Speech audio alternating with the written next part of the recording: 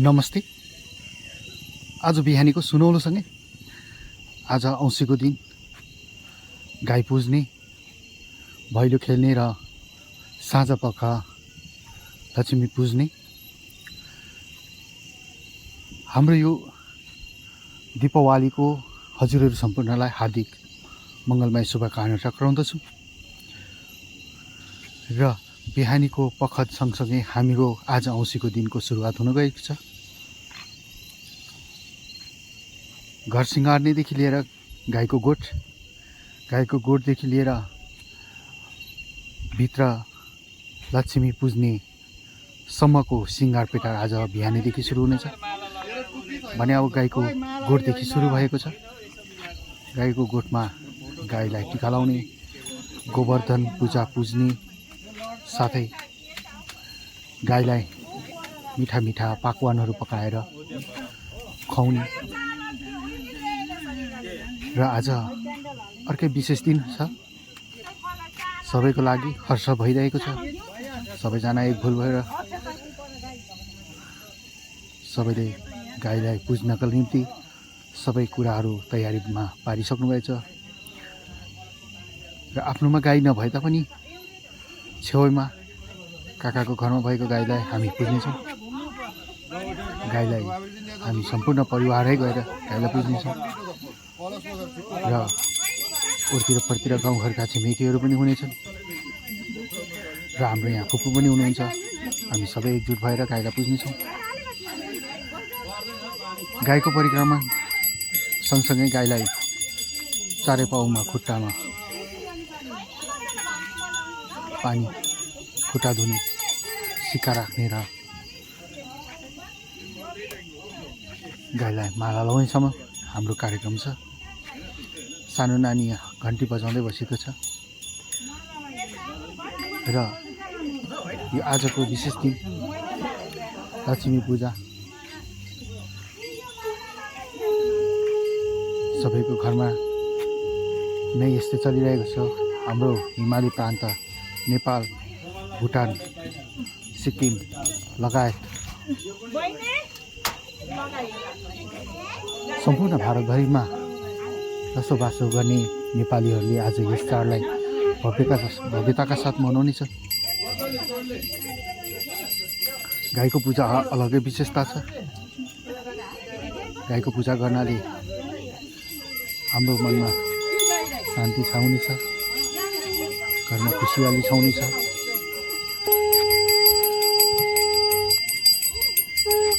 गाईलाई हामीले एउटा आमा समान पनि मान्दै आइरहेका छौँ।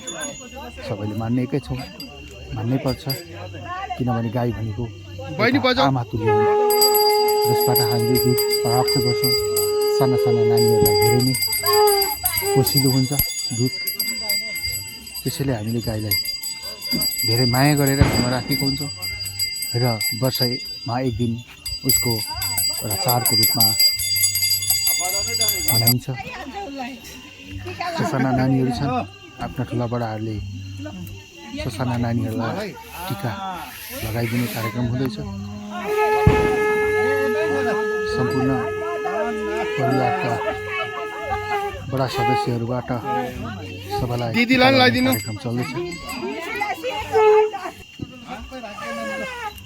हाम्रा उत्तिरपट्टि दाजुभाइ दिदीहरू सम्पूर्ण हामी भेला भएका छौँ। फुपूलाई पनि टिका लगाइदिनु हुँदैछ।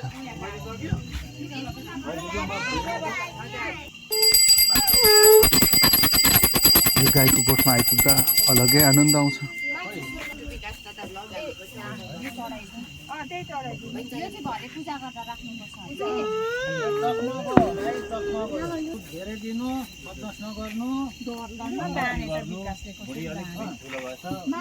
गाईको पूजा गर्नाले मनमा एउटा शान्त छाउने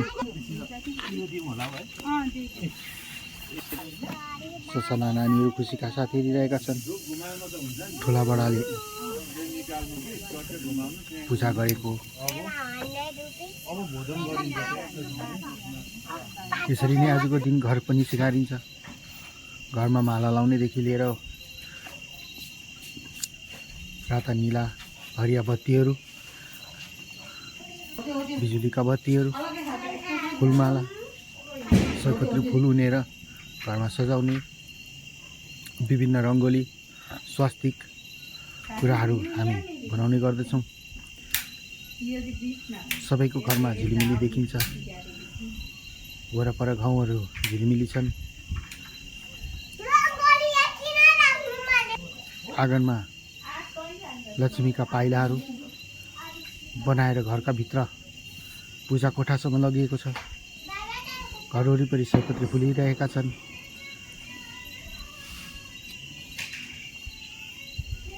गल्ली बाटोमा विभिन्न फुलहरू लगाएर लोटा राखिएको छ। तामा काँसाका लोटाहरू राखिएको छ। आँगन बीचमा स्वास्तिक बनाइएको छ। रङ्गोली बनाएको छ। घरहरू झिलिमिली बत्तीले सजाइएको छ। वरपर यस्तै प्रकारको बत्तीहरू देखिँदैछ। अझ साँझको पख त धेरै नै रमाइलो देखिन्छ। घरदेखि मासतिर सबै घरहरू झिलिमिली छन्। बत्ती बलिरहेको छ। पटेका पड्किरहेको छ। यसरी वर्षमा एक दिन मनाउँदा धेरै रमाइलो हुन्छ। घर आँगन धेरै सफा सुग्घर देखिन्छ। फुल सँगसँगै बत्तीहरू बलिरहेका छन्। दियो बत्तीको कार्यक्रम हुँदैछ। नानीहरूमा झिरझिरे बालेर घुमिरहेका छन्। उनीहरूलाई छुट्टै मजा छ।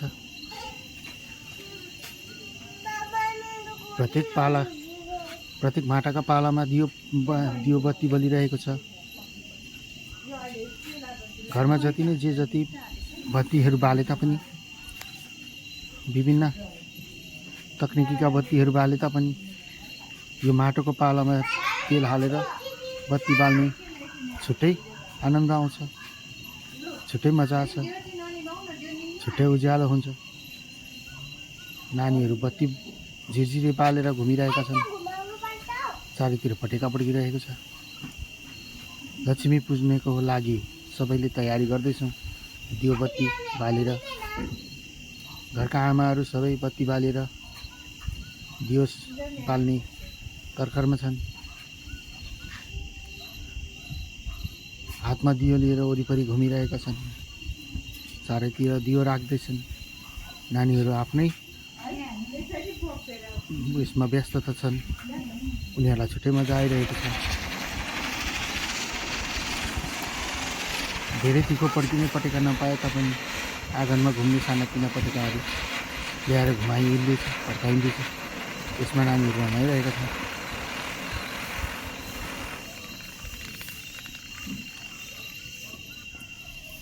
बत्ती दियोसँग घर धेरै उज्यालो देखिन्छ भने अर्कोतिर रोटी पाक्ने तयारी हुँदैछ। सबै कुरा गरेर पनि रोटी पाकेन भने त्यस दिनको मजा अलग्गै रहन्छ। किनभने हाम्रो यो नेपालीको पारम्परिक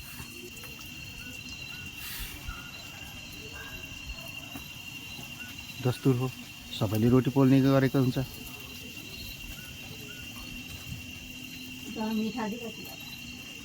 यस रोटीलाई तातो तातो लगेर लक्ष्मीलाई चढाउने र लक्ष्मी पुज्ने कार्यक्रम हुन्छ।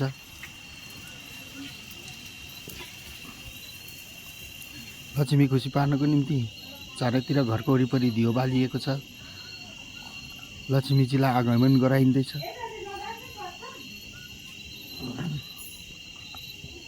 नानीहरू पनि दियो बत्ती बालेर घुमिरहेका छन्। सबैले आफ्नो आफ्नो ठाउँमा दियो राख्दैछन्। उज्यालो र हातमा बत्ती लिएर हिँड्नुलाई छुट्टै मजा छ। घरको प्रत्येक रेलिङमा बत्ती बलिरहेको छ। दियो बलिरहेको छ। ठुलादेखि साना नानीहरूसम्मले यस दिनलाई मजा लिने गरेका छन्।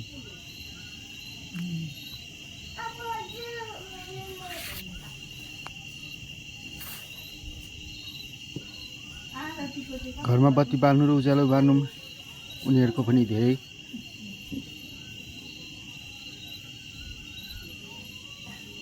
खुसी देखिन्छ। घरका प्रत्येक कुनामा बत्ती बालिएको छ।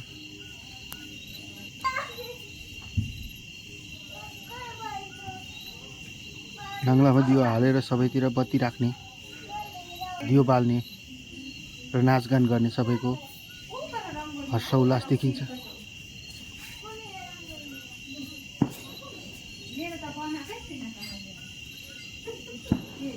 यो पालि सयपत्री कम फुलेर घरमा सयपत्रीका माला धेरै लाउन नपाए तापनि बजारबाट ल्याएका प्लास्टिकका मालाहरूले पनि घर सयपत्री फुल लगाए जस्तै देखिरहेको छ। नाङ्लाभरि पाला हालेर त्यसमाथि दियो राखेर बाती लगाएर बत्ती बालेर घरका चारै सुरहरूमा बत्ती बालिएको छ। दियोको उज्यालोले छुट्टै आनन्द मिल्दछ।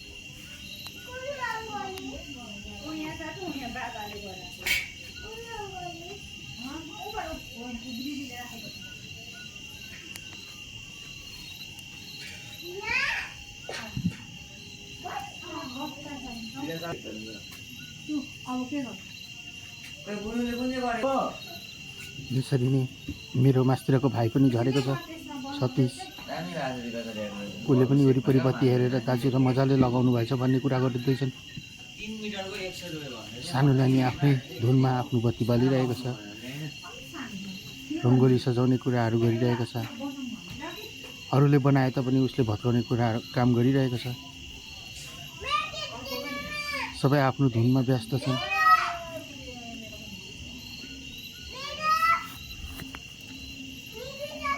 आउँदैछ।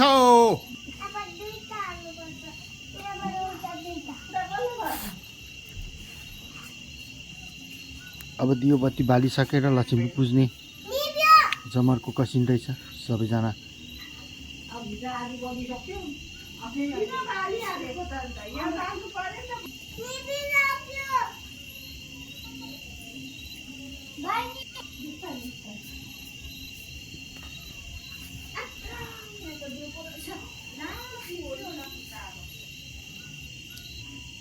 घरको आमा खडकुरामा पानी, त्यसमाथि फुल र दियो बालेर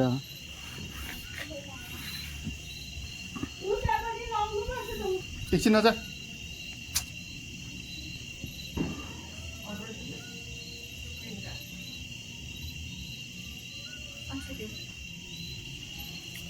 अब सबै मोटामोटी बत्तीहरू बालिसकेको छ घर वरिपरि। अब भैलेनी खेल्नका लागि गाउँघरका चेलीबेटीहरू भेला हुँदैछन्।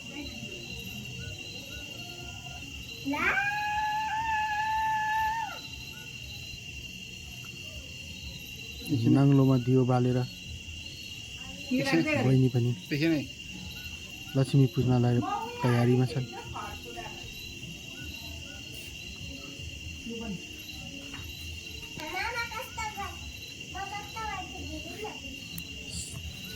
सबै आफ्नो आफ्नो धुनमा व्यस्त देखिन्छ।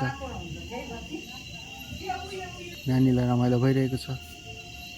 फुपू पनि हेरिरहनु भएको छ।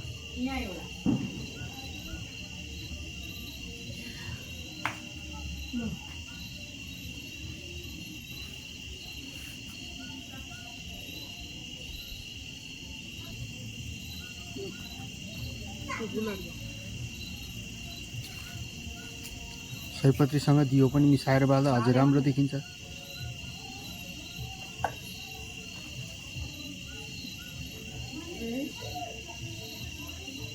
बत्तीसँग बिजुलीको बत्ती झलक झिलिक देख्दा अझै रमाइलो देखिँदैछ।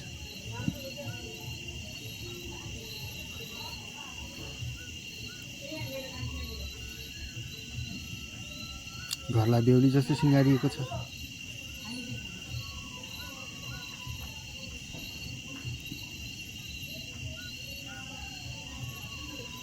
हजुरआमा र नातिनी फोटो खिचिरहेका छन्।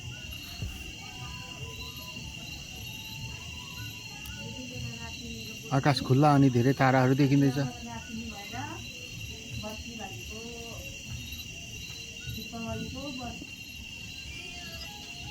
दियो हातमा लिएर लक्ष्मीलाई आगमन गराइँदैछ।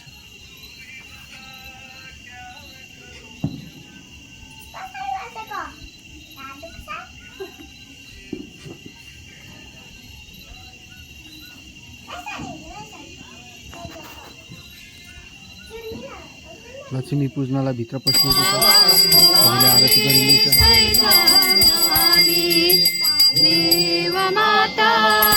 यता कोठामा तामाका ढाङ्ग्रा, फर्कुरा र पाठी मालाले सजाइएको छ।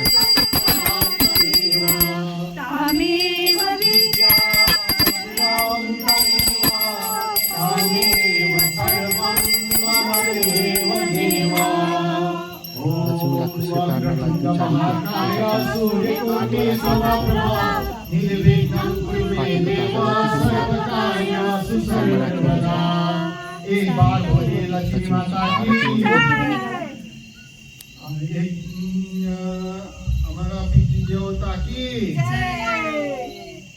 समस्त भक्तजन की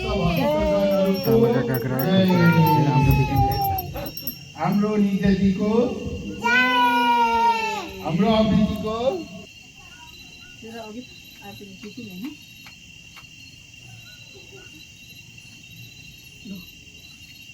टीका लगाउन आउनु नि नानी माउरी दिदी आउनु यहाँ बस्नु। अब आरती सकेर हाम्रा के घरमा बाहिर देउसी भैली आइसकेका छन्। भैलिनी खेल्दैछन्। गाउँघरका बहिनी साना साना नानीहरू भैलिनी खेल्दैछन्।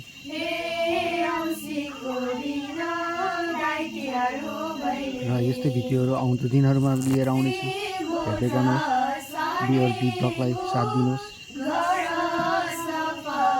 यति भन्दा आजको कार्यक्रम यहीँ समाप्त गर्दछु र नानीहरू झिझिरीको साथमा आजको दिनलाई यहीँ समाप्त गर्दछौँ। धन्यवाद। हेर्दै गर्नुहोस्।